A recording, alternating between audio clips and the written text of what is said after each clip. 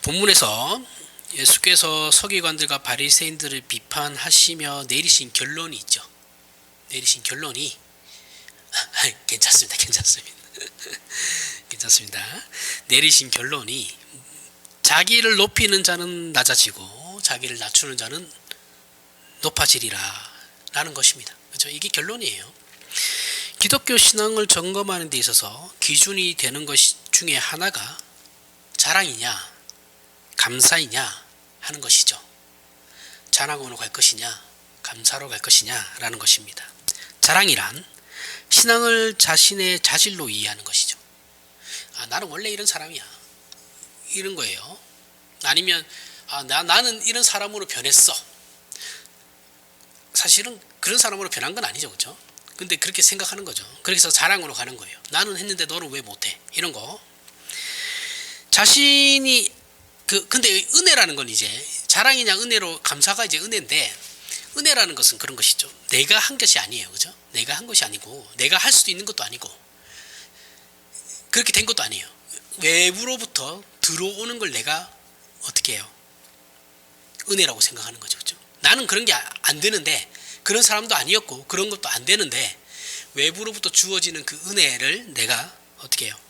받은 것을 감사하는 것이죠. 그 은혜 받아서 내가 이렇게 할 수 있게 된 것, 이 선택할 수 있게 된 것에 감사하는 것이죠. 그렇죠? 내가 그런 존재가 된 게 아닙니다.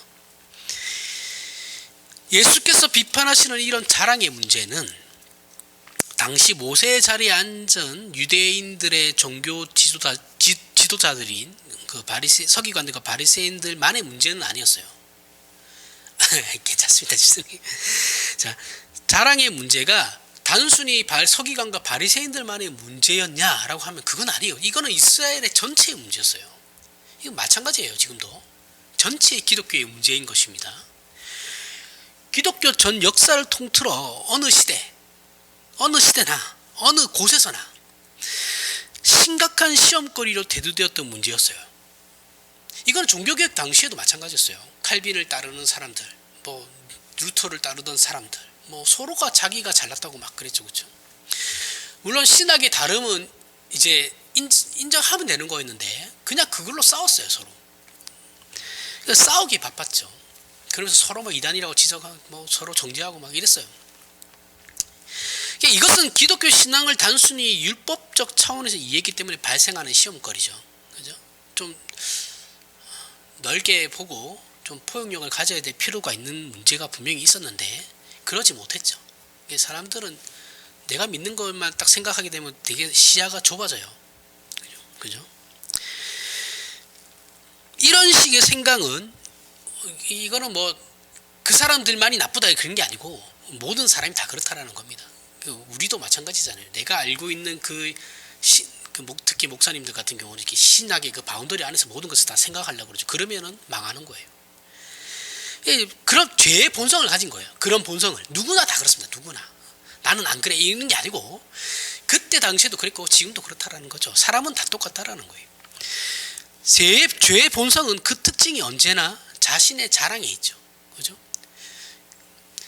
하나님 앞에 무릎을 꿇지 않고 다른 사람에게 도움을 받으려 하지 않아요.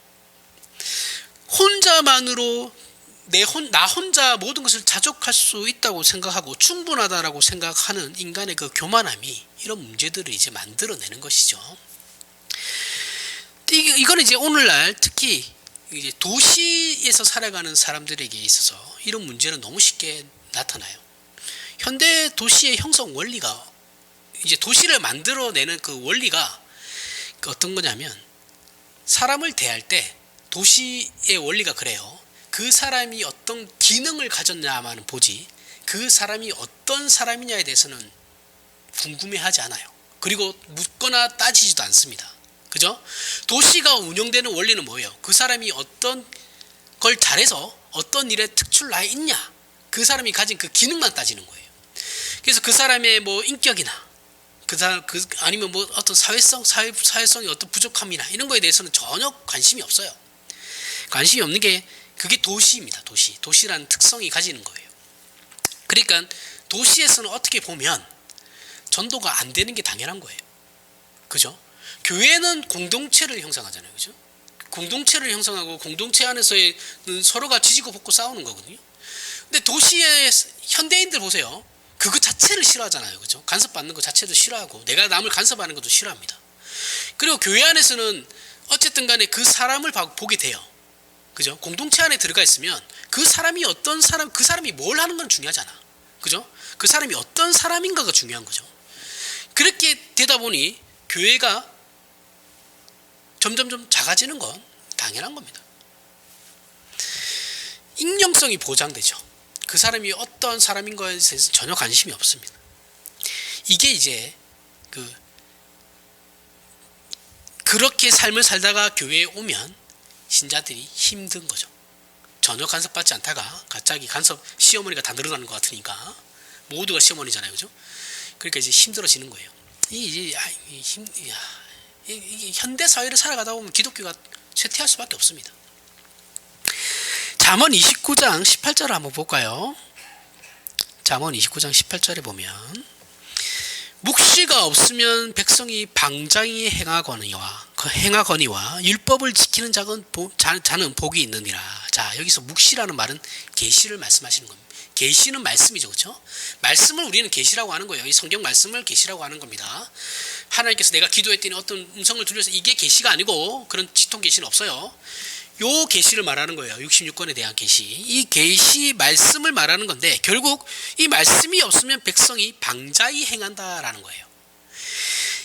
이 말씀이 없으면 백성이 방자히 행한다. 이 뒤에 나오는 말씀이 뭐예요? 율법을 지키는 자는 복이 있다. 그래서 율법을 지키는 자는 복이 있다라고 해서 이제 대조되는 말씀이죠. 그렇죠? 결국 하나님의 말씀이 없으면 사람은 각자 자기 소견에 오른 대로 사는 법이에요. 그죠? 내 마음대로 사는 겁니다. 그러면 결국 어떻게 된다고요? 방자히 행하게 된다. 죄를 죄로 인식하지 못하니까 방자하게 되는 것이죠. 영어 성경은 이제 해석이 여러 가지가 있어요. 우리나라도 좀 최근에 들어서는 여러 가지 해석으로 번역된 성경들이 나오는데 보통은 우리는 다 개정판 이걸 보통 쓰죠. 근데 영어 성경은 그렇지 않습니다. 영어 성경은 정말 여러 가지 해석 버전이 있어요. 그 가운데 이 묵시라는 단어를 계시로 해석하지 않고 비전, 꿈으로 해석하는 영어 성경이 있거든요. 이제 이게 영어를 쓰는 그 문화권에서는 이 꿈과 묵시가 같이 가는 경우가 많습니다. 해석하는 데 있어서 별 문제가 없어요. 자연스러운 거예요. 근데 이게 우리나라 사람들이 영어를 보게 되면 우리나라 사람들은 뭐예요?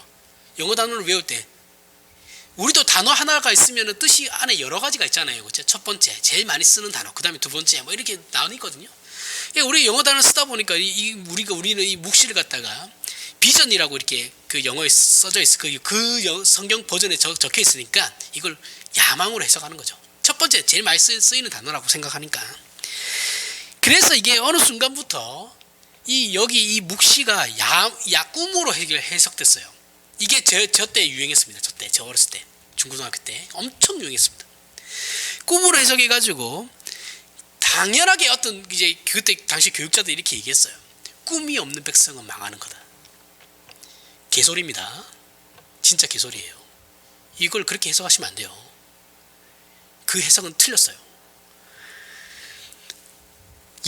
그렇게 해서 이상한 확신들을 막 심어요. 교인들한테 비전을 가져라. 개소리예요. 꿈이 있어야 한다. 이렇게 가버렸어요. 저 때 진짜 그렇게 유행해가지고 한창 비전을 가져라. 이 비전에 대해서 지금도 떠들고 있는데 계속해서 그렇게 떠들고 있어요. 복음주의 신학자들이 계속 얘기하고 있죠. 그리고 이 문제는 실제로 한국교회 안에서 현상과 흐름이 되었어요. 한국교회가 물질이나 양적으로 급속히 팽창하는 바람에 교회들이 많은 활동을 하게 되었어요. 돈이 들어오니까 활동이 활발해지는 거예요. 활동이 활발해지면서 그 와중에 많은 선교사들을 파송했어요. 선교사들 많이 파송하는 건 저는 나쁜 일이라고 생각은 하지 않은데 저는 양보다는 질이 더 중요하다고 생각하는 사람이라서 거기에 대한 부정적인 요소가 엄청 많았다고 생각합니다. 물론 근데 그 자체는 나쁜 게 아니에요. 복음을 전하는 건 어떻게 소중한 일이니까. 그러면서 어떻게 해요? 그 파송 된 선교사님들이 한 번씩 들어와 가지고 설교를 할 그 선교 파송 보고하면서 이렇게 설교도 하죠, 그렇죠? 그러면서 그 얘기하면서 뭐 어떻게 뭘 얘기합니까? 꿈을 젊은이들이요 꿈을 가지십시오. 막 이렇게 얘기한단 말이죠. 그때 우리 때 한창 수련회 가면 그런 분들 꼭 한 분씩 불러가지고 이렇게 했었어요. 그게 본질이 되었어요. 교회 안에서 교회가 꿈을 가지고 있지 않으면 마치 신앙이 없는 교회. 교인이 신자가 꿈을 가지고 있지 않으면 저 사람은 믿음이 없는 사람. 이렇게 판단하는 하나의 기준이 되어버렸어요. 술, 담배랑 똑같이 되어버렸어요. 이 심각한 문제입니다. 정말 심각한 문제예요. 사실 꿈을 가진 사람은 세상의 모든 신자들 중에 하나님 앞에 특별히 꿈을 가진 사람은 정말 소수에 불과하거든요. 모든 사람이 꿈을 가질 수는 없어요. 하나님께서 지도자와 선구자로 부르는 사람에게 꿈을 주시고 그들로 하여금 어느 시대나 공동체의 앞날을 시키기 위해 이런 사람을 하나님께서는 세우십니다. 맞아요. 그건 맞아요. 하지만 그 외에 절대다수의 신자들은 그저 앞만 보고 주어진 하루를 살아가는 사람들이에요. 그죠? 그러니 꿈이 없으면 신앙이 없는 것이다 라고 말하는 것은 틀린 것이고, 꿈이 있는 사람이 더 큰 신앙인이다 말하는 것도 잘못된 것입니다. 그렇게 얘기해서도 안 되고 그렇게 설명해서도 안 돼요. 그렇게 생각해도 안 돼요. 그런데 꿈을 가져야 하고 꿈을 가지는 것이 위대한 신앙인이며 신앙이라고 생각하며 말하는 사람들은 사실 이런 생각을 가지고 있는 사람은 사실 그 밑바탕이 어떤 생각이 가지고 있는 거냐면 은혜가 아닌 자랑을 가지고 있는 거예요. 나는 이렇게 했다라는 거예요. 나는 예수 믿고 이렇게 했다. 근데 너네는 왜 못하고 있냐? 에베소서 5장 18절부터 21절에 볼까요? 이 성령 충만에서 이걸 이해하려면 또 성령 충만을 다시 한번 얘기해야 됩니다. 에베소서 5장 18절에서부터 21절. 술 취하지 말라. 이는 방탕한 것이니 오직 성령으로 충만함을 받으라. 시와 찬송과 신령한 노래들로 서로 화답하며 너희의 마음으로 주께 노래하며 찬송하며 범사에 우리 주 예수 그리스도의 이름으로 항상 아버지 하나님께 감사하며 그리스도를 경외함으로 피차 복종하라. 자, 우리는 보통 성령 충만을 성령 하나님께서 직접적으로 한 개인의 영혼에 찾아오셔가지고 그를 만족하게 하시고 확실하게 하시며 은혜를 확인하게 하시고 또는 은사를 베풀게 하시며 위로와 보호와 각성이 일어나는 것이 성령 충만이라고 생각하면서 믿고 있어요. 그죠? 하지만 바울이 여기 에베소서에서 말하는 성령 충만을 받으라는 지난 시간에도 우리가 확인했습니다만 성령을 따르라라는 말씀의 연장선이에요. 무슨 말이냐 하면 바울은 성령을 따르는 것을 육체를 따르는 것과 반대되는 길이라고 설명하고 있는 거거든요. 육의 길을 가면 안 되고 성령을 따르는 길로 가야 돼라는 거예요. 그 성령이 따르는 길은 이런 길이야 라고 얘기해 주고 있는 거거든요. 하나님의 백성된 자들이 자기 마음대로 살지 않고 하나님의 뜻대로 살아야 하는 책임이 있는데, 그 의무와 책임이 있는데 그 가운데 있게 되는, 우리가 그렇게 살아가면서 당연히 그 안에서 있게 되는 분별 그리고 선택의 차원에서 이 성령을 따르라, 성령 충만이라는 말을 표현하고 있는 거예요. 우리가 살아가면서 어떤 것이 신자의 길이냐라는 그 선택, 매 순간이 일어나는 선택이죠. 그렇죠? 예수님이라면 어떻게 했을까라는 그 선택, 어떤 선택을 따르느냐에 따라서 내가 성령 충만한 자인가 아닌가를 얘기하고 있는 것이지 어떤 환상을 보고 이런 걸 얘기하는 게 아니라는 거예요. 그래서 신자는 육체가 아닌 성령을 따라 살아야 되고, 성령을 따라 사는 일의 완성이 바로 뭡니까? 성령 충만이다라는 겁니다. 최소한 여기서 바울이 정의하는 성령 충만은 이런 거예요. 그리고 성령 충만은 성령 하나님께서 직접적으로 한 개인에게 개입하셔서 주시는 어떤 확인이나 어떤 감격이나 어떤 체험이 아니다라는 것을 그 앞절에서도 나와요. 그 앞절은 뭡니까? 우리가 지금 5장 18절 21절 읽었죠. 그렇죠? 그 앞절에 8절에서 또 10절 에베소서 5장. 너희가 전에는 어둠이더니 이제는 주 안에서 빛이라. 빛이라. 빛이 되어라가 아니에요. 빛이다. 이미 빛이다. 그럼 너희가 빛의 자녀들처럼 행하라. 빛의 열매가 뭡니까? 모든 착함과 의로움과 진실함에 있느니라. 주를 기쁘게 할 것이 무엇인가 시험하여 보라. 하나님이 기뻐하시는 것이 무엇이냐? 모든 착함과 의로움과 진실함이다. 이런 것들이 전부 어떤 거예요? 우리 신자에게 우리가 생각해야 하고 분별하며 신앙생활 하라는 내용이죠. 이게 성령 충만이라는 거예요. 그래서 15절 18절에 5장 15절 18절 에베소서 5장 15절 18절 그런즉 너희가 어떻게 행할지를 자세히 주의하여 지혜 없는 자같이 하지 말고 오직 지혜 있는 자같이 하여 세월을 아끼라. 때가 악하니라. 그러므로 어리석은 자가 되지 말고 오직 주의 뜻이 무엇인가 이해하라. 술 취하지 말라. 이는 방탕한 것이니 오직 성령으로 충만함을 받으라. 이렇게 이어지고 있는 것이죠. 술 취하지 말라는 건 술을 먹지 말라는 게 아니고 술이 죄니까 먹지 마. 그게 아니라 그렇죠. 방탕하게 살지 말라는 거예요. 시간을 허비하지 말라는 거예요. 시간을 허비하지 말라는 말은 하나님과 나와의 교통의 관계가 끊어지게 만들지 말라는 거예요. 필링 끊기면 하나님이 내가 하나님에 대해 생각할 수 없게 되죠. 그렇죠? 내 정욕도를 설게 되는 겁니다. 그러니까 절제해라. 자제하고 세월을 아껴라. 시간을 아껴라. 방탕하지 마라. 그거죠. 이 방탕하지 말라는 시간을 아끼라는 말입니다. 결국 바울의 말하는 성령 충만은 우리가 생각하는 그런 신비한 체험이 아니고 뭡니까? 생각하고 분별해야 하며 세월을 아껴야 되고 시간을 아끼라는 것이죠. 어리석지 말아야 하며 하나님의 뜻을 이해해야 되는 것이죠. 이게 성령 충만입니다. 이걸 하려면 우리가 가지고 있는 모든 지성과 분별과 선택과 결정과 책임이 뒤따라야 되는 겁니다. 그리고 그렇게 성령을 따라 사는 우리 삶의 실천을 말하는 것이죠. 그죠? 어떻게 해요? 우리의 모든 지성과 분별과 선택과 결정과 책임으로 부름받은 우리의 삶을 어떻게 살아갈 것인가에 대한 말씀이라는 거예요.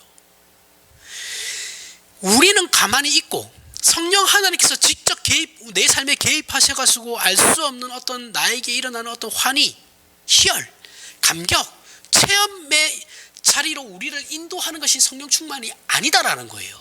그게 아닙니다. 물론 우리는 성령 하나님께서 그런 감격과 하나님과 내가 하나 된 그런 기쁨을 주시는 것은 충분히 인정해요. 내가 은혜를 받아서 이러한 감정을 느끼고 그런 것은 충분히 인정하면 그 자체를 인정 안 하는 게 아니에요. 인정 안 하는 것이 아닌데, 그러나 기본적으로 우리가 신앙이라고 할 때는 그런 것이 아니고 기독교 신앙의 본질은 언제나 분별과 선택과 책임의 싸움이라는 거예요. 이게 영적 전쟁인 겁니다. 뭐 이상한 귀신 쫓아내는 그런 게 아니고, 내가 지금 내 앞에 주어진 이 말씀을 가지고 내가 어떠한 삶을 살아갈 것인가가 영적 전쟁인 거예요. 하나님께서 어떤 사람을 필요로 해서 더 큰 사명을 주시기 위해 직접 찾아오시고 하나님께서 함께 하신다는 것을 확인시키는 성령 충만이 분명히 있어요. 분명히 있습니다. 없다라는 게 아니에요. 그걸 부정하자라는 것도 아닙니다. 또 어떤 사람이 의심하고 있거나 또는 연약한 부분을 하나님께서 직접 개입하셔가지고 고쳐주시고 해결해 주시는 일도 분명히 존재합니다. 있어요. 그것을 부인하자는 것도 아니에요. 그러나 이런 일들은 일반적이지 않죠. 그죠? 그런 일들을 살아가면서 한 번도 체험하지 못하는 그럼 신자들은 신앙이 없는 건가요? 아니잖아요. 대부분의 신자들은 그런 경험이 없어요. 이건 비상한 수단이죠. 그렇죠? 그 사람에게는 하나님이 그럴 수밖에 없는 이유가 있는 거예요. 그렇게 안 하면 안 믿으니까. 세상에는 말로 해서 되는 사람이 있고 말로 해서 안 되는 사람이 있죠. 그죠? 말로 해서 되는 사람은 말로 해요. 부모도 자식한테, 그죠? 얘는 참 말귀를 잘 알아듣는 애니까, 생각이 깊은 애니까 내가 말로 해도 충분히 하는 애들은 그렇게 해요. 그런데 말로 해서 안 되는 애들 어떻게 합니까? 어렸을 때는 때리고 컸을 때는 그냥 냅둬둬요. 저러다가 지가 한번 당해봐야 정신 차리지. 그죠? 똑같은 겁니다. 말로 해서 잘 듣는 애한테 굳이 물리적인 힘을 가할 필요가 없죠. 모든 신자에게 일어나는 일이 아니에요. 비상한 수단이 적용되었다고 해서 그럼 그 사람이 신앙이 우월한 겁니까? 하나님이 그 사람을 더 이뻐하시는 겁니까? 아니요. 말로 해서 안 들으니까.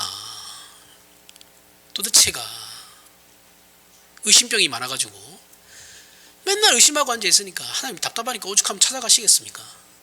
그런 거예요. 그런 경험을 한 사람들은 겸손해야 됩니다. 내가 얼마나 내 고집이 세면 하나님께서 직접 찾아와서 나한테 이렇게까지 하시나. 내가 죽을 죄인입니다. 이렇게 돼야 되는데, 나 어제 하나님 꿈에서 봤잖아. 이러면 망하는 거예요. 하나님께서 사람마다 개입하시는 방법은 다 다릅니다. 그걸 동일하게 적용하시면 안 돼요. 기독교의 전 역사에서 대부분의 신자들은 우리와 동일하게 그 밥에 그 나무를 먹던 신자들이었어요. 안 그렇습니까? 저와 여러분은 맨날 그 밥이 그 나물이에요. 그죠? 그렇게 먹어요. 매일매일 먹고 살아가는 겁니다. 특별한 보약을 먹은 신자들은 거의 없어요. 거의 없어요. 진짜 거의 없습니다. 몇몇의 소수를 제외하고는 거의 없어요. 아닌데 그 밥에 그 나물을 먹는 건데 자신이 마치 특별한 보약을 먹고 있는 것처럼 행동하는 사람들은 많아요. 특히 목사들 중에 그런 사람들 많습니다. 아니에요. 그냥 그 밥에 그 나물 먹고 있는 사람들이에요. 모두가 어거스틴일 수 없고 모두가 루터일 수 없어요. 모두가 칼빈일 수도 없습니다. 그런 사람들은 역사에 10손가락 안에 들어가는 거예요. 성경이 설명하는 성령 충만은 일반적으로 이런 것이다라는 겁니다. 우리가 우리의 본성인 죄악의 소욕들을 누르고 외면하면서 꺾어서 하나님의 뜻과 요구하시는 것을 선택하는 노력, 그리고 그 싸움, 그리고 그 안에서 우리가 져야 하는 책임, 이것을 성경은 성령 충만이다, 즉 성령을 따라 행하는 일의 결과라고 말하고 있는 겁니다. 이해하시죠? 무슨 말 하는지. 우리 신자들의 신앙 현실은 앞에서 얘기한 것처럼 어떤 꿈을 가지는 것, 비전을 가지는 것, 거룩한 야망을 가지는 것, 성령 충만으로 설명되는 이런 신앙의 완성과 절정의 수준이 아니에요. 그렇게 가면 안 돼요. 이것은 신자들의 목표이고 방향이긴 한데 우리 신자들은 거기로 가는 싸움을 하고 있는 것이지, 그 싸움을 하고 있는 꿈이 없진 않죠. 모든 신자들이 꿈을 가지고는 있어요. 어떤 꿈입니까? 극치에 이른 하나님의 나라죠. 예수님의 재림에 대한 기대를 가지고 있어요. 그 꿈이죠. 우리의 모든 신자들이 가지고 있는 꿈입니다. 근데 그 꿈은 지금 우리에게 이루어지지 않아요. 그죠? 우리는 그 꿈을 향해서 나아가야 되는 거죠. 그죠? 꿈이 목표이고 방향이에요. 우리의 현재는 아니죠. 때문에 우리는 지금 물론 하나님의 나라 안에서 살아가고 있어서 우리가 선을 선택하고 있지만, 이게 지금 극치에 이른 하나님의 나라는 아니다 보니 우리가 그 현실을 살아가는 그 극치에 이른 하나님의 나라 목적을 향해서 살아가고 있는 그 과정 속에 있다 보니 우리의 현실은 시궁창이죠. 그죠? 절망과 갈등의 연속입니다. 과정 속에 있으니까. 그 이유는 왜 그러면 하나님의 나라가 지금 임했고 극치를 향해 나아가고 있는데 왜 우리는 그 안에서 시궁창으로 살아가야 됩니까? 우리는 거의 실패하니까요. 우리가 이 싸움에서 승리하는 경우가 거의 없어요. 거의 없습니다. 맨날 져요, 우리는. 그렇지 않습니까? 맨날 지고 맨날 후회하잖아요. 그때 내가 참았어야 되는데. 실패를 방조하자라는 것이 아닙니다. 완성을 향해 나아가는 과정은 이런 갈등과 절망의 연속일 수밖에 없다라는 것이죠. 그걸 받아들이셔야 된다라는 거예요. 죄의 유혹과 시험에 대하여 말씀을 근거로 해서 우리의 신자된 책임을 가지고 반응하는 것이죠. 신자는 내가 그러한 존재로서 존재하는 것이 아니고 하나님께서 나에게 말씀하시는 그 말씀에 반응하는 거예요. 맞습니다. 옳습니다. 하나님, 제가 그렇게 살도록 하겠습니다. 이렇게 들어가는 것이지 내 안에서 어떤 선한 것이 나와가지고 밖으로 나가는 것이 아니라고요. 주어지는 것에 반사돼서 나가는 거라고요. 이렇게 매일 이러한 싸움 가운데서 말씀 앞에 나를 쳐서 복종하는 겁니다. 그게 신앙이에요. 그런데 이게 안 된다라는 것이죠. 그죠? 우리는 우리 기질을 이길 수 없어요. 그러면 내가 그런 기질을 가졌다는 걸 인정해야 되는 거죠. 그죠? 근데 우리는 그것조차도 인정하기 싫어요. 왜냐하면 나는 괜찮은 사람이고 싶거든요. 언제나. 나는 괜찮은 사람인데 항상 저 사람들이 문제야. 이게 우리 죄의 보존성이죠. 그죠? 그게 아닙니다. 내가 문제인 거예요. 어떤 사람이 저한테 싸가지가 없다고 그러는데, 그러면 저도 솔직히 그런 말을 하고 싶죠. 그러면 그렇게 말하는 당신부터 좀 싸가지 좀 장착하고 오지. 왜 당신 그렇게 말하는 당신도 싸가지 없는 것 같은데 왜 나한테 너한테 싸가지. 그런 말들인 거죠. 그렇죠? 저는 그런 말을 하면 안 되는 것이고 그분도 그런 말을 하면 안 되시죠. 그런 겁니다. 항상 그런 거 가지고 우리 안에서 항상 전쟁이 일어나는 거죠. 아씨, 그때 내가 이 말 했었어야 되는데. 그 말 해도 후회할 겁니다. 분명히. 그 말 안 했어요. 저는 안 했는데 만약에 그 말을 하게 되면 해도 또 후회했을 거예요. 그죠? 속에서 천불은 나죠. 그 대신 진짜 내가 뭘 그렇게 잘못했나 이런 생각이 들죠. 내가 뭘 잘못해서 이런 소리까지 들어야 되나. 안 됩니다. 잘 될 때도 있고 안 될 때도 있는데 그나마 된 50점이라도 우리가 유지하고 가면 성공한 삶이죠. 우리는 될 뻔하다가 말았다가 또 말았다가 에휴 그냥 포기하자 이렇게 돼버리는 게 우리죠. 안 하려고 그러죠. 그래서 외면하고 싶어 합니다. 힘든 일이나 어려운 일, 특히 자신에 대한 문제가 우리 앞에 닥치게 되면 우리는 그래서 외면하고 싶어 해요. 그냥 덮고 넘어가고 싶어 하죠. 그러나 중요한 것은 그럼에도 불구하고 우리는 승리하게 되어 있다는 것이죠. 우리의 운명이 그렇다라는 거예요. 자동적으로 승리한다라는 것이 아니에요. 그런 게 아닙니다. 나는 가만히 있는데 저절로 승리하는 자가 되는 것이 아니고 승리할 때까지 하나님께서 어떻게 합니까? 우리를 몰아가시는 거죠. 설득하시고 좋게 말하면 설득이고 나쁘게 말하면 몰아가시는 겁니다. 그러한 선택을 할 수밖에 없게끔 앞으로 우리가 그렇게 성장할 수밖에 없게끔 하나님께서 우리를 만들어 가시는 거죠. 이게 우리 신자들의 운명이라는 겁니다. 저절로 되는 건 아니에요. 그 운명이 결국은 우리 승리로 우리에게 주어진 운명이라는 것이죠. 그러니까 개기지 마시라는 겁니다. 개겨봐야 내 손해입니다. 그 시간만 길어져요.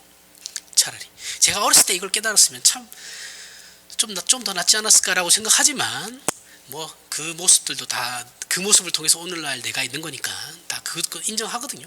근데 이제 과거로 돌아가서 뭐 할래? 우리 한 번씩 얘기하잖아요. 그죠? 너 20대로 돌아가면 어떻게 할래? 너 10대로 돌아가면 어떻게 할래? 그러면 저는 이걸 선택하죠. 내가 이 말씀을 좀 더 일찍 깨달았으면 좀 더 깊은 신앙과 삶을 누리지 않았을까? 뭐 이런 생각을 합니다. 그리고 그 승리는 나의 나된 죄의 본성들을 꺾는 싸움이고 하나님께서 요구하시는 거룩을 선택하며 그것으로 채우는 싸움이기 때문에 어떻게 합니까? 길어요. 지루합니다. 그죠? 그러니까 우리가 하루하루 힘들고 지루하게 느끼는 거죠. 이 싸움은 매일매일 지지고 볶는 싸움이에요. 우리는 그 싸움을 통해서 매일매일 조금씩 그것을 우리 안에 채워가는 겁니다. 한꺼번에 들어오지 않아요. 매일매일 지지고 볶는 가운데서 우리 안에 조금씩 쌓여가는 것, 실력이 쌓여가는 것이죠. 그 모습을 인정해야 된다니까요. 근데 우리 이거 인정 안 해요. 왜냐하면 나는 그렇게 나쁜 사람이 아니다라고 생각하거든요. 자기 자신을 볼 때 우리는 자기 자신을 객관화시키지 못해요. 이게 제일 중요한 겁니다. 하나님 앞에서 내가 죄인입니다라고 고백하려면 하나님 앞에서 내 모습을 객관화시켜야 돼요. 근데 이거 우리는 제일 안 되죠, 이게. 그죠? 계속 겸손하다는 거죠. 겸손이 본질인 겁니다, 기독교에서는. 이 싸움이 필요한 이유는 앞에서 얘기했듯이 우리의 신앙의 완성과 절정, 우리는 왜 그러면 그렇게 바라보느냐, 나를 포함해서 상대방을 그렇게 바라보고 있느냐라는 것, 바라보느냐 하면 우리는 신앙이라는 것을 완성의 자리에서 쳐다보는 그 성향이 있거든요. 나는 그 자리에 이르지도 못했고 저들도 이르지 못했어요. 그런데 신앙이라는 것을 완전한 상태에서 생각해서 상대방을 바라보니까 상대방의 그 부족함이나 연약함 이런 건 눈에 안 들어오죠. 야, 어떻게 너는 신자라는 애가 그러냐, 이렇게 되는 거예요. 내 자신에게도 마찬가지죠, 그렇죠? 자꾸 그렇게 점검을 하려고. 그러니까 목사에 대해서도 어떻게 합니까? 기대감이 더 높죠. 목사도 사람이고 부족한데 그 목사는 마치 젊었을 때부터 뭐 완성된 존재인 것처럼 그렇게 막 생각하면서, 야, 어떻게 목사가 그러냐. 목사도 그럴 수 있어요. 왜 목사는 그럴 수 없다고 생각하십니까? 목사도 다 그럴 수 있어요. 그럴 수 있는데 목사는 하나 더 이제 말씀을 가르치는 자이다 보니 좀 더 본을 보여야 하는 책임은 분명히 있죠. 그 부분에 대해서는 우리가 목사는 책임을 져야 되는 겁니다. 하지만 똑같아요. 모든 사람은 다 똑같습니다. 목사라고 더 특별할 것도 없고 더 나을 것도 없어요. 그래서 교회 안에서 누가 무엇을 하면 우리는 어떻게 봅니까? 이 신앙의 완벽한, 그 완벽한 신앙의 차원에서 우리는 바라보니까 비평을 해요. 나는 내가 하면 저렇게는 안 한다. 요 시각이 있죠. 그러면서 자기는 아예 안 해요. 야, 어떤 행사를 준비해요. 교회가 많은 시간과 돈을 들여가지고 행사를 준비하는데 사람들 그 행사 당일날 와가지고 투덜투덜대는 사람들이 꼭 있어요. 야, 어떻게 그 많은 돈과 시간을 들였는데 이거밖에 못해. 자기는 뭐 하나 해준 것도 없으면서, 그죠? 자기는 뭐 시키면 맨날 바쁘다고 뭐 하다고 다 빠지면서 막 그렇게 얘기한단 말이죠. 교회가 아니더라도 예전에도 얘기했죠. 기부금 내는 사람들, 그죠? 유명한 사람이 기부금을 내면, 야, 저 사람이 버는 돈이 얼마인데 저거밖에 안 하냐 하면서 자기는 10원도 안 하잖아요. 사람이 괜찮은 일을 한번 했는데 어떻게 자랑을 안 할 수가 있겠습니까? 우리 신자들은 이것을, 물론 우리는 그걸 하면 안 돼요. 지양해야 됩니다. 지향이 아니에요. 지양해야 되는데 세상 사람들이나 교회 안에서 다른 사람들이 그렇게 했을 때 우리는 그걸 받아줘야 돼요. 우리 자신은 그걸 하면 안 되지만, 그렇게 하면 안 되지만 다른 사람이 그렇게 할 때는 우리는 그걸 받아들여야 돼요. 그래, 수고했다, 고생했다, 그렇게 얘기해 주면 되죠. 뭘 그게 마음에 안 들면 행사 자체를 안 하면 되죠. 교회에서 그거 가지고 뭐 싸우고 할 게 뭐가 있겠습니까? 지난 시간에 제가 얘기했던 누가 칭찬을 하면 다 하나님의 은혜입니다 라고 말하지 말라고 한 것 기억하시죠? 하나님의 은혜입니다 이렇게 말하시지 말라고 한 것은, 물론 이 말은 정답이에요. 기독교 안에서는 정답인 게 맞습니다. 하지만 이 말을 할 때 우리가 정말 그 말이 가지고 있는 뜻이 무엇인지를 고민을 해야 하는 것이죠. 그런데 우리는 언제나 이렇게 말하는 것도 내가 어떤 신앙의 완성된 신앙의 차원에서 표현하라는 성향이 있기 때문에 이렇게 얘기하는 것이죠. 사실은 우리는 다 하나님의 은혜입니다라고 생각하지 않아요. 그죠? 내가 잘나서 한 건데 무슨 그런 마음이 있거나, 아니면 이렇게 얘기함으로 내가 더 겸손한 사람처럼 보이기 위한 것이지, 내 자랑으로 가는 거지, 진짜 하나님의 은혜이기 때문에 이렇게 얘기하는 사람 없습니다. 잘 없어요. 우리가 하나님을 위해서 어떤 헌신이나 봉사를 할 때 우리 스스로도 내 자신에게 놀라야 되는 거예요. 와, 나도 이런 게 되는구나, 나도 이렇게 할 수 있구나. 그렇게 해서 기특한 차원에서, 나는 원래 그런 사람, 기특한 차원에서 다 하나님의 은혜입니다 이렇게 얘기할 수는 있어요. 그런데 나는 원래 그런 사람입니다, 이런 표정을 짓지 말라는 거죠. 그런 표정을 지으면서 다 하나님의 은혜입니다 뭐 그런 걸 뭐 얘기하십니까? 이따구로 얘기하면 안 된다라는 거죠. 근데 우리는 그렇게 얘기 안 한다. 우리 이렇게 얘기한단 말이죠. 나에게는 야, 내가 하루에 기도를 몇 시간씩 하는데 나한테는 그런 것밖에 안 나와. 뭘 새삼스럽게 그런 걸 얘기하냐. 또는 다 하나님의 은혜입니다. 그걸 몰라서 묻나? 이렇게 생각한다라는 거예요. 우리는 우리 자신에 대해서도 상대방에 대해서도 이상한 결벽을 떨어요. 그죠? 내 자신에 대해서도 결벽을 떨지만 이거는 제가 좀 심합니다. 이게 제 자신에 대해 결벽을 떨어요. 그냥 넘어가도 될 문제인데도 별로 심각하게 생각하지 않아도 될 문제를 저는 이상하게 제 안에 제 자신한테 결벽을 떨어서 저를 막 괴롭히는 그런 성향이 좀 있거든요.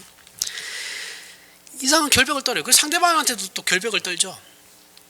자기 자신에 대해 결벽을 떨 때는 지나친 겸손으로 떨어요. 그죠? 그러면서 상대방에 대해 결벽을 떨 때는 어떻게 해요? 지나친 정죄를 떨죠. 정죄를 합니다. 우리는 이런 신앙의 과정과 시행착오가 용납되지 않아요. 이거는 누구나 겪게 되는, 그리고 누구나 겪어야 되는 시행착오거든요. 근데 우리는 이걸 용납하지를 않아요. 그래서 교회에 와서도 이웃이나 스스로에게 서로 가면을 쓰면서 완벽한 채 하죠. 그죠? 너 나 비판할 생각하지 마라. 나 너보다 기도 많이 한다. 나 너보다 성경 많이 본다. 나 너보다 전도 많이 하니까 내 비판할 생각하지 마. 이런 거죠. 그러면서 개인의 자리로 돌아갔을 때 어떻게 합니까? 서로 그 공간을 침범하지 않으려고 암묵적으로 서로 합의를 해요. 타치 안 하려고 그러죠. 그렇죠? 이게 오늘 한국 교회입니다. 가면을 벗은 모습을 서로 보여주기 싫어해요. 이거는 목사하고 교인 관계에서도 똑같아요. 목사도 자신의 부족함을 교인들에게 드러내지 않으려고 그러고 교인들도 자신의 목사에게 책 잡히는 거 싫어하죠. 그래서 우리는 한 교회에서 신앙생활을 오래 해도 늘 하는 말씀이지만 더 넓게는 같은 신앙을 가진 기독교인이라고 해도 서로 안 친해질 수밖에 없는 겁니다. 친해질 수가 없어요. 서로 가면을 쓰고 있으니까. 우리가 예수 믿는 사람을 만났을 때 처음 느끼는 인상은 대부분 재수 없다라는 거죠. 참 재수도 안 해. 저는 그래요. 다른 사람들도 모르겠습니다. 다른 분들까지 제가 뭐라고 할 수는 없지만 저는 어디 가서 예수 믿는 사람 만나면 그게 무서워요. 이건 오늘날 모든 사람이 느끼는 공통의 문제일 수도 있어요. 제가 특별히 더 느끼는 걸 수도 있겠지만, 자, 오늘날 신자들은 스스로 이 과정과 시행착오 없이 마치 나는 태어날 때부터 신자가 된 것처럼 행동하는 사람들이 너무 많아요. 자신의 본성과 버릇이 마치 원래 천상의 것이라도 된 것이냐 생각하고 행동하죠. 그죠? 그래서 내가 말하는 건 다 옳다 이거죠. 내가 행동하는 건 다 맞다. 그러면 이상한 데로 빠지는 거예요. 교주가 되는 겁니다. 교주. 우리는 원래 천상의 존재가 아니죠. 이거는 목사나 성도나 다 똑같아요. 원래 천상의 존재가 아니에요. 그러니 우리에게 신앙은 자연스럽지 않아요. 신앙이라는 건 우리의 본성을 오히려 거슬러야 되는 거죠. 자연스러운 게 아니에요. 자연스러운 옷이 아니에요. 신앙이라는 건. 그렇기 때문에 미숙해요. 유창할 수가 없어요. 속이 터지게 답답해요. 그리고 어떻게 합니까? 우리가 앞으로 신앙생활할 때 앞으로 나아갈 때 우리는 자연스럽게 막 뛰어갑니까? 아니요. 우리는 더듬 그죠? 더듬 그냥 조금씩 속이 천불이 나는데 그렇게 갈 수밖에 없는데 우리의 현실, 그게 신앙이라는 거예요. 이게 정상입니다. 정상. 누구나 다 그렇게 신앙생활을 한다고요. 그래서 우리의 신앙은 그나마 인생 말년에 가서야 어떻게 합니까? 그나마 봐줄 만한 신앙이 생기게 되는 거예요. 신앙의 수준은 시간과 노력을 필요로 하는 것이기 때문에 그런 겁니다. 그전에는 괜찮아질 수가 없어요. 이거는 목사도 마찬가지예요. 괜찮은 목사가 되려면 60 이상이 돼야 돼요. 그래야 성품도 그나마 봐줄만 하고 말씀도 들어줄만 합니다. 우리는 신앙이 마치 자신의 모국어라고 생각하는 그런 병에 걸려 있거든요. 한국에서 태어난 순수한 한국 사람이 영어를 마치 자기의 모국어라고 생각하는 것과 똑같은 거예요. 한국 사람은 한국어를 해야죠. 그게 모국어죠. 그렇죠? 근데 아니 나는 한국에 태어나고 한국에서 자랐지만 내 모국어는 영어야. 이거는 미친놈이죠. 정상이 아니에요. 이거 보수 기독교가 이러고 있거든요, 지금. 그래서 어떻게 합니까? 자랑밖에 없어요. 나는 태어날 때부터 영어를 했거든. 그러고 있어요. 그러면서 정죄해요. 너는 틀렸다. 너도 틀렸다. 너도 틀렸다. 나 빼고 다 틀렸다. 맞다. 틀렸다. 참 세상 단순하게 살죠. 세상이 어떻게 전부 다 옳고 그름으로만 그렇게 다 해결되면 세상에 싸울 일이 뭐가 있겠어요. 그게 단순한 겁니다. 좋은 게 아니에요. 그러니 다른 사람의 존재에 대해 그 사람이 자라고 성장하는 과정을 우리는 어떻게 합니까? 무시하죠. 무시해요. 어린아이를 키우다 보면, 자녀들을 키우다 보면 사고를 많이 치죠. 그렇죠? 근데 그게 한 사람이 제대로 된 사람이 되기 위한 하나의 과정이잖아요. 그렇죠? 거기에 대해서 부모들은 잘못한 것에 대해서 훈계할 수 있죠. 방향을 제시해야 되니까. 그죠? 방향을 제시하기 때문에 훈계는 해야 됩니다. 그렇지만 그 애가 그렇게 하는 것을 다 막을 수는 없죠.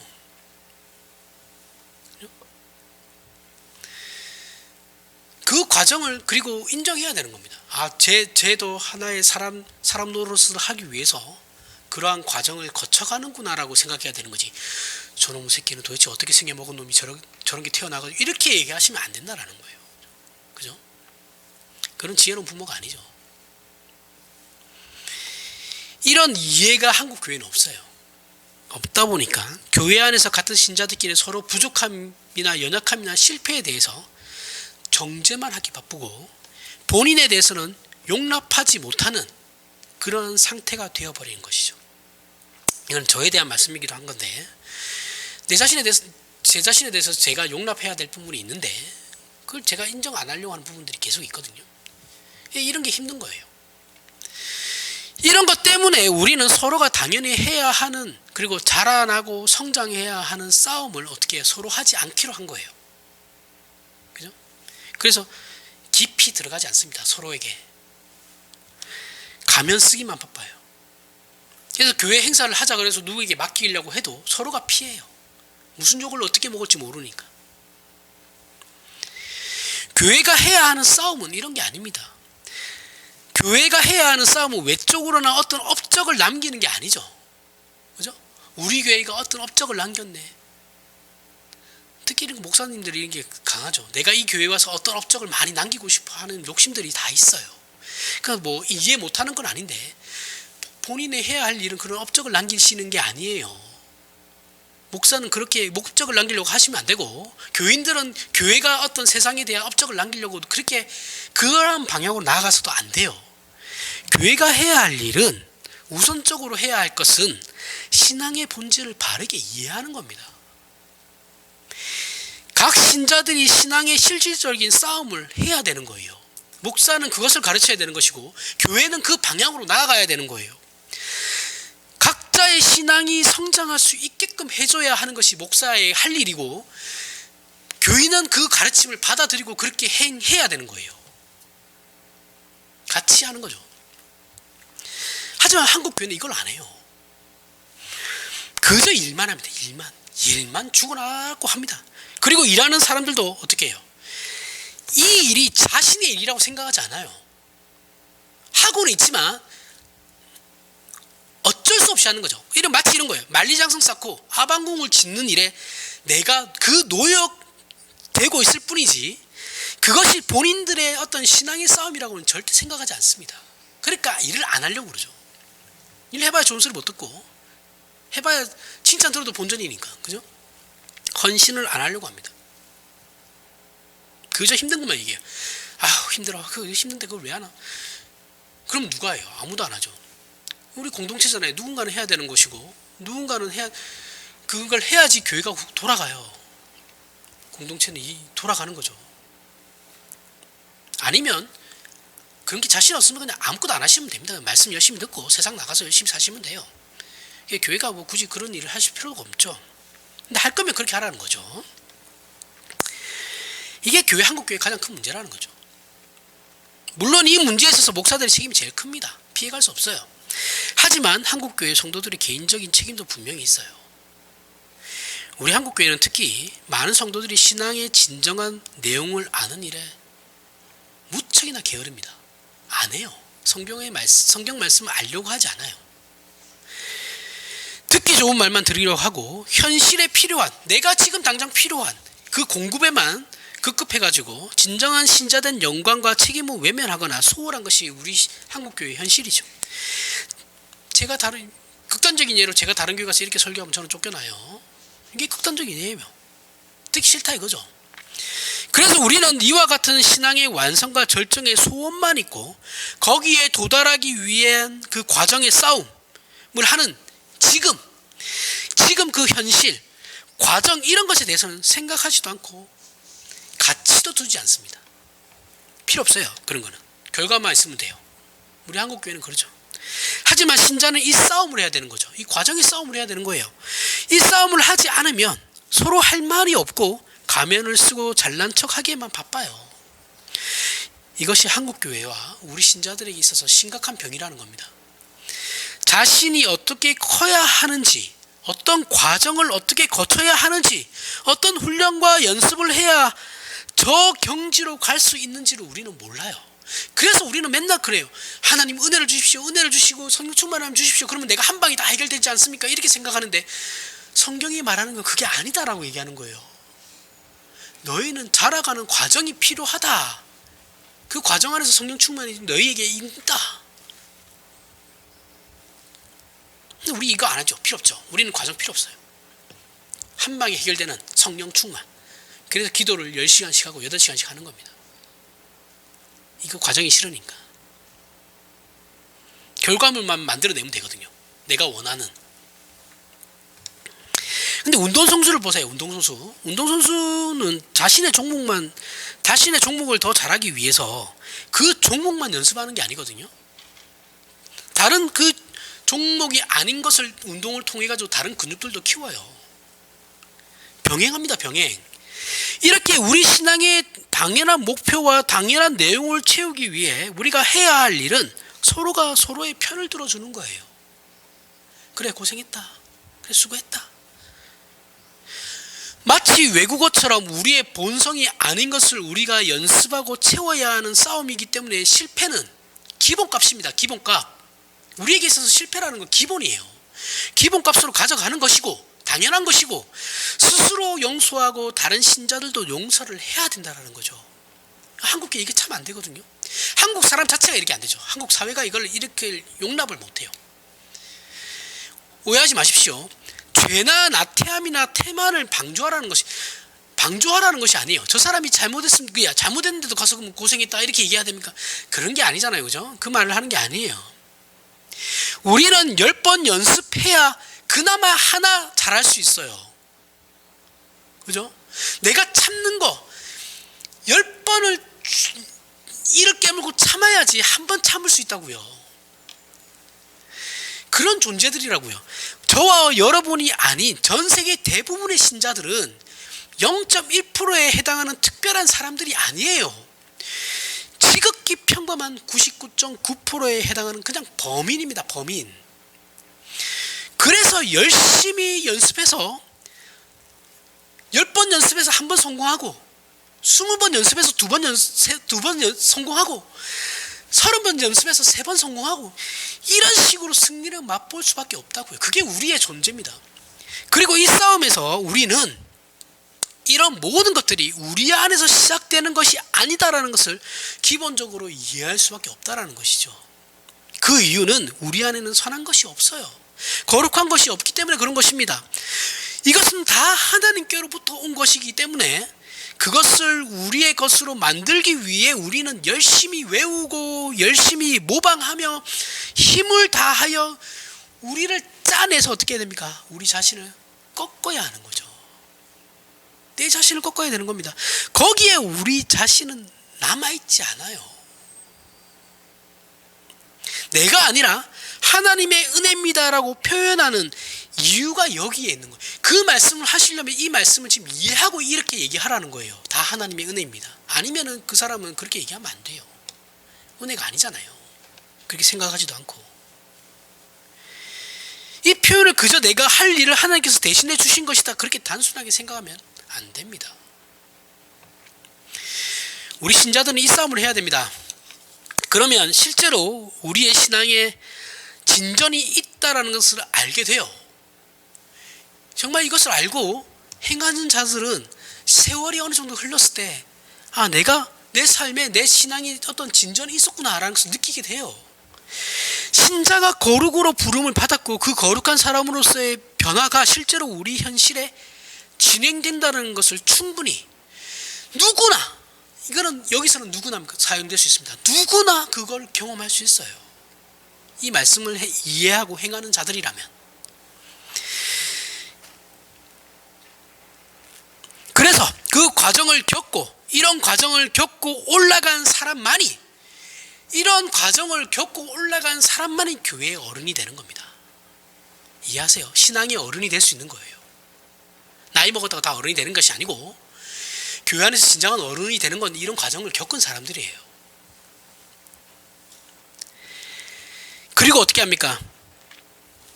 그러한 사람만이 나중에 충고를 할 수 있어요.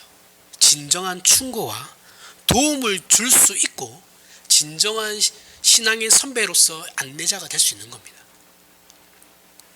그리고 그 충고와 도움은 어떤 곳으로 가느냐 하면, 너는 왜 못하냐 이렇게 얘기하는 것이 아니고, 다 그런 거다, 나도 너 나이 땐 그랬다, 그러니 포기하지 마라, 이 말을 해야 되는 거죠. 넌 왜 그래? 넌 싹수가 노란, 그게 아니고, 나도 그랬어. 나도 지금 나이나 됐으니까 어느 정도 이렇게 된 거지. 나도 너 나이 때는 다 그랬다. 그러니 제발 신앙을 포기하지 마라. 그렇게 하셔야죠. 말씀을 해야 되는 겁니다. 이런 치열한 신앙과 믿음의 싸움을 하는 가운데 우리는 하나님께서 우리에게 이루시고야 마는 그런 소망을 보게 되고, 그때서야 비로소 우리는 예수 그리스도로 말미암아 주어진 그 승리를 확인하게 되는 겁니다.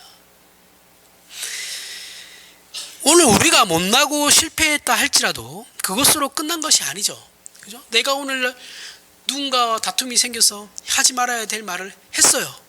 그러면 집에 오면 후회되죠. 그것 때문에 한 2, 3일은 마음이 괴로워요. 하지만 그게 끝이 아니죠. 그렇죠?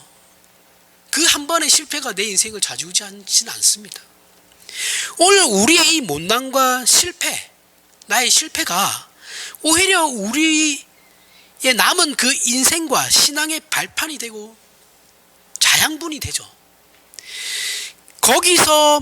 여기서 신자된 운명과 자랑과 승리의 이유들이 있음을 우리가 꼭 기억하셔서 오늘도 하나님의 사람으로 싸우고 이기며 성장하고 말할 수 있는 저와 여러분들이 되길 바랍니다. 기도하겠습니다. 하나님 아버지, 은혜를 감사합니다. 우리 된 것이 하나님의 은혜인 것처럼 이제부터 하나님의 사람으로 완성되고 채워지며 영광스러운 자리에 가게 되는 것도 하나님의 은혜 가운데 이루어질 것을 믿습니다. 그리고 이 싸움이 우리의 모든 노력으로 분별하고 선택하며 연습하고 훈련하여 책임져야 하는 싸움이라는 것을 인정하고, 그러니 이제 엎어지고 넘어지며 눈물 흘리고 후회하는 기나긴 과정을 시작하여 그래서만 도달할 수 있게 되는 그 성령 충만의 자리를 오늘 이 순간 다짐하는 이 자리가 되게 하여 주셔서 예수 그리스도의 십자가가 헛되지 않는 신자된 영광의 그 결국을 맛보는 우리 모두가 되게 하여 주시옵소서. 예수님 이름으로 기도합니다. 아멘. 우리 다 같이